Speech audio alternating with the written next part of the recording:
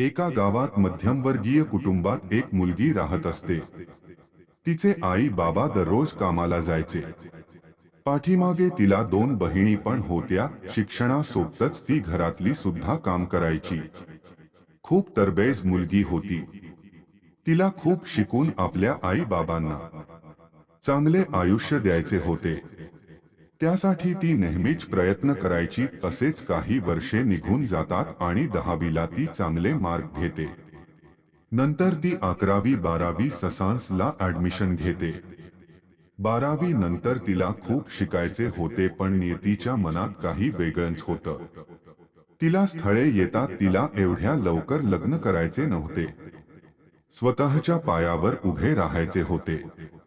नाईलाजास्तव लग्न करावे लागते. पण सासरी तिला पुढे शिकायला बंदी घातली जाते. तिचे शिक्षण अर्धवटच राहते. इच्छा असूनही ती पुढे शिकू शकत नाही. या गोष्टीची तिला नेहमीच खंत खात राहते. तिला खूप काही गोष्टी करायला आवडायच्या. दररोज नवीन प्रयोग करत असायची. तिची जिद्द तिला स्वस्थ बसू देत नव्हती. तिला नेहमी बोलले जायचे, घरात बसून कायम काम आहे. एवढं शिकून तुझा कायम उपयोग. पण तिचा नाईलाज होता.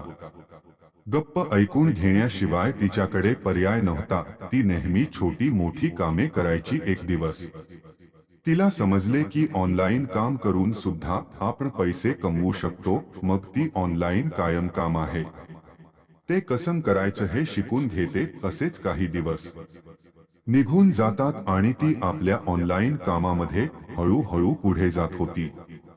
तिचे मन आता त्या कामात खूप रमले होते. तिला ऑनलाईन अनेक मित्र मैत्रिणी मिळाल्या, जे नेहमी तिला प्रोत्साहन देतात.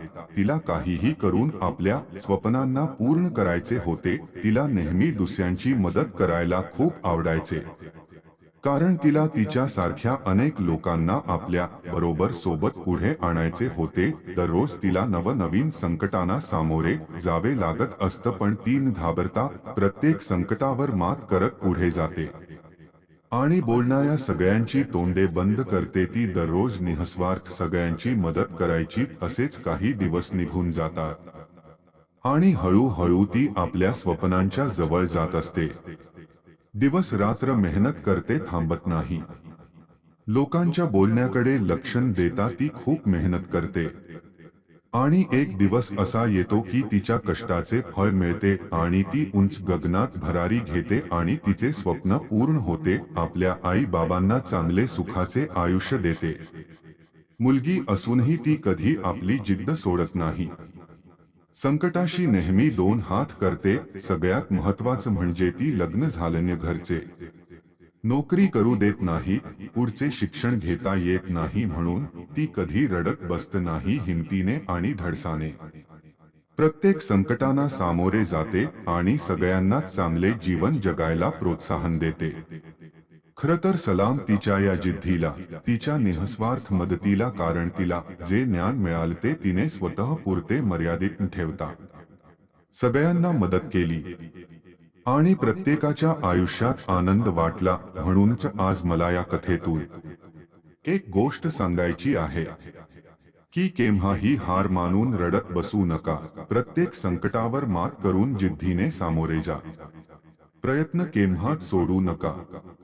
एकदा हाराल, दोनदा हाराल, पण तिसऱ्यांदा तरी यश नक्की मिळेल. खचून जाता आयुष्याशी दोन हात करायला शिका. आपल्या आयुष्याकडे बघण्याचा दृष्टिकोन बदला आणि मग बघा, कायम जादू होते ते.